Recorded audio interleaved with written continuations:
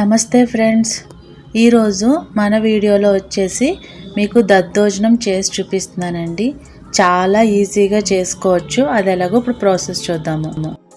So first నేను గిద్దెతో 2 గిద్దెలు rice అయితే పెట్టుకుని 1:2 రేషియోతో 2 గిద్దెలకి 4 గిద్దెలు వాటర్ పోసేసి ప్రెషర్ కుక్కర్లో అయితే పెట్టేసుకుంటున్నానండి. ఇదిగోండి ఫ్రెండ్స్, రైస్ అయితే రెడీ అయిపోయింది కదా. ఈ రైస్కి నేను ఇప్పుడు మీకు మెజర్మెంట్స్ చూపిస్తున్నాను చూడండి. సో ఏమేమి వేసుకోవాలంటే మిరియాలు, అల్లము, పచ్చిమిర్చి, కరివేపాకు, జీలకర్ర, ఆవాలు. సో అల్లం ముక్క వచ్చేసి ఒక 2 కనుపుల సైజు అల్లం ముక్క తీసుకుని సన్నగా ముక్కలు కోసేసి ఒకసారి చితక్ కొట్టేయండి. అప్పుడు మనకి నమలటానికి కూడా ప్రాబ్లం ఉండదు. సో పచ్చిమిర్చి చూసారు కదా, దగ్గరగా ఒక 10 వరకు పచ్చిమిర్చి తీసుకున్నాను. అంటే గిద్దెకు 5 కాడికి 2 గిద్దెలకి 10 తీసుకోండి. మిరియాలు ఒక 15 వరకు మిరియాలు తీసుకున్నాను. సో దద్దోజనం ఎప్పుడూ కూడా నూనెతో పెట్టకూడదండి, నెయ్యి వేసుకోండి. సో నెయ్యి వేడైన తర్వాత మనం ఏదైతే ప్రిపేర్ చేసుకున్నామో తాలింపు అవన్నీ కూడా వేసేసుకుని కొంచెం వేగనివ్వండి. మరీ ఎర్రగా వేగకూడదు.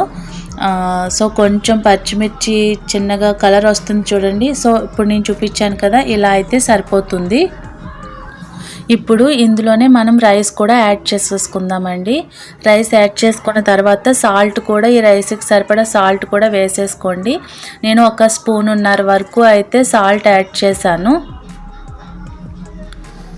సో ఇది బాగా మిక్స్ చేసేసుకొని కొంచెం గోరువెచ్చగా ఉండే వరకు రైస్ అనేది పక్కన పెట్టుకోవాలండి. మనకి పాలు బాగా వేడిగా ఉంటే రైస్ చల్లారాలి, రైస్ వేడిగా ఉంటే పాలు చల్లారాలి. పాలు రెండు వేడిగా ఉన్నదైతే మీరు చేయొద్దు. సో నేను ఈ 2 గిద్దెలు రైస్కి మీకు చూపించాను కదండి, ప్యాకెట్ 1/2 లీటర్ ప్యాకెట్ పెరుగు అయితే వేసేసానండి.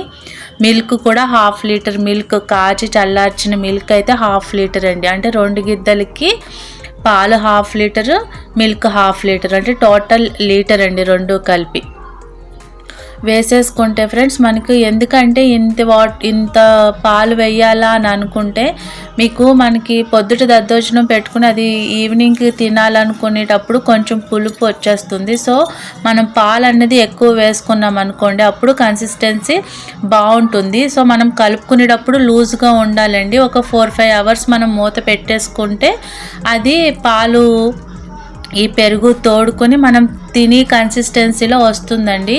సో దద్దోజనం అంటే గరిట నుంచి కొంచెం జారినట్టు ఉండాలి. సో నేను ఇప్పుడు కలిపాను కదా, ఒక 4 అవర్స్ అలా ఉంచేసుకోండి. సో నేను పాపకి మార్నింగ్ బ్రేక్ఫాస్ట్కి అని చెప్పేసి చేశాను. సో నేను ఒక 1 అవర్ ఇది అలా ఉంచేసాను ఐడియల్గా. సో 1 అవర్కి చూడండి, మీకు గరిటతో చూపిస్తే అక్కడికక్కడికి మనకి ఇలా తీసినట్టే వస్తుంది. సో దద్దోజనం ఎప్పుడు కూడా అలా ఉండాలి. చూడండి, ఇలా వస్తే బాగుంటుంది ఫ్రెండ్స్. సో మీకు ఇంకా కావాలి అంటే ఇందులోనే పొమోగ్రనేట్ సీడ్స్ వేసుకుని కూడా తినొచ్చు. సో చూసారు కదా, ఇది ఫ్రెండ్స్ దద్దోజనం. మీకు నచ్చిందని అనుకుంటున్నాను. సో నచ్చితే లైక్ చేయండి, షేర్ చేయండి, ఇంకా సబ్స్క్రైబ్ చేసుకోండి నా ఛానల్.